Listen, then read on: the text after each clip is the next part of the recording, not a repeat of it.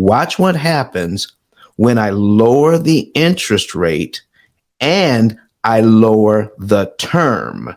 Because here's what we're doing, folks. How do I give the bank back a certain amount of money and eliminate payments and eliminate interest? When you have an amortized loan, you want to control the principal payment. When you control the principal payment, you can make great headway on a loan. If you allow the bank to control the principal payment by offering you quote unquote savings, and they manipulate that principal payment, which makes it harder for you to get out of debt, you missed the whole story. And they're glad that you missed it because they're still going to make a ton of money because it's going to take you longer to get out of debt. Watch this. We're going to switch over here to the new loan at 2.9. Okay. Look at this. Now look at the payments. Here's the principal payments. So we're going to go slow. We owe the same $301,208.50 at 2.9 at 180 payments. Now look at the loan configuration. The principal payment is $1,337.71 and the interest payment is $727.92. Now again, if I'm going to make all 180 payments, this is what I want. But what if I want to accelerate to get out of debt faster and cheaper? Look at what I have to come up with now to get rid of one line on my schedule. $1,340.94. So folks, I ask you, is it easier to come up with $1,300 to get rid of one line on my schedule or the $666 I have pointed here? Folks, this is why we exist, to tell people the truth about these loans and what's really going on behind the scenes. And you have to ask this question. If you're refinancing or restructuring your loan in any way, if I'm saving money by refinancing or restructuring my loan, who would have to be losing money? The bank would have to be losing money if you're saving money. So are we really saving money? Or why would a bank have any product? Why would they sell any product that would cause them to lose money?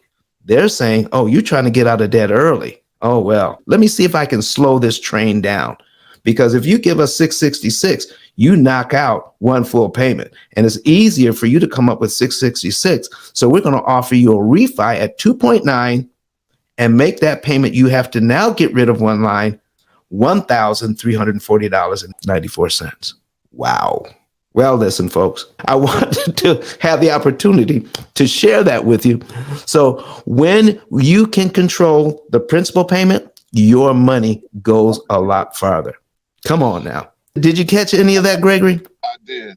I was having issues responding because I was listening to Clubhouse and watching it, and it must have muted my mic. Oh, yeah, it does. If you're doing it you can't do it both on your phone. Yeah, I was in transit, so...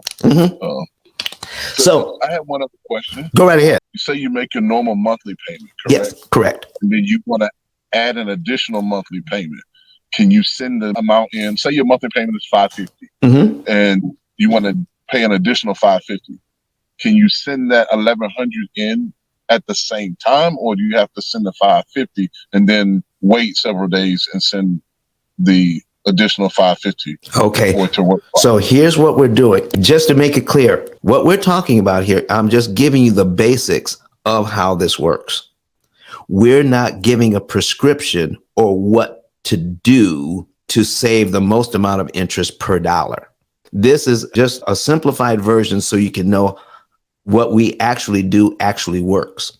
What you want is to find out how much money you can pay, in what month to do it in with the amount of money that you have, so that you can calculate how much interest you can save per dollar. So Gregory, if you do that, all right, if you do what you're talking about and say, okay, if I want to do this, but you have no idea how much interest you're saving when you do it, then you're flying blind. What you want is a calculator that can tell you, you don't want to put something on the debt this month. You want to save it up. And let's say you want to put that money on the debt 3 months from now, or 2 months from now, or 4 months from now. Because if you do that, you'll be able to get the greatest bang for your buck.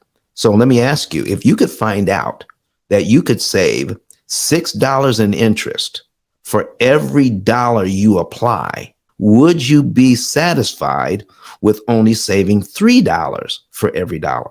Of course not. Of course not. So how would you know the difference if you didn't have a way to measure? Makes perfect sense. So it's not just as easy as 1, 2, 3. Here's the one thing you can do to get out of debt early. Now, what we just talked about will save you time and it will save you interest. What we just talked about. But here's my question to you. Do you want to save some time and some interest? Or do you want to save the maximum amount of time and the maximum amount of interest you could possibly save using your current budget? The latter of the two. There you go, my brother. That's what we're providing here. We're just giving the basics here so that when we show people you can actually pay off this loan in 7 years, they're not looking at this and saying, oh, that's impossible. But when you see the basic numbers, now you can begin to understand if you have a computer program that is specifically designed to beat the bank at their own game. Oh my goodness. Watch out what happens after that. Thank you very much for the clarification. Yep. I'm going to go back and mute my mic because I have to transition to another location. I pray everybody has a successful day. Thank you very much for bringing that question to the stage. But Don has some valuable information that can contribute to the quality of a person's life. And it only costs you a few dollars. It's his book. Why not get that? I'm going to go through the P.I.L.L method myself with some of my investment properties. So I'm going to link up with Don, and then I'm going to sit down with him, show him my investment portfolio, and see how I can eliminate interest.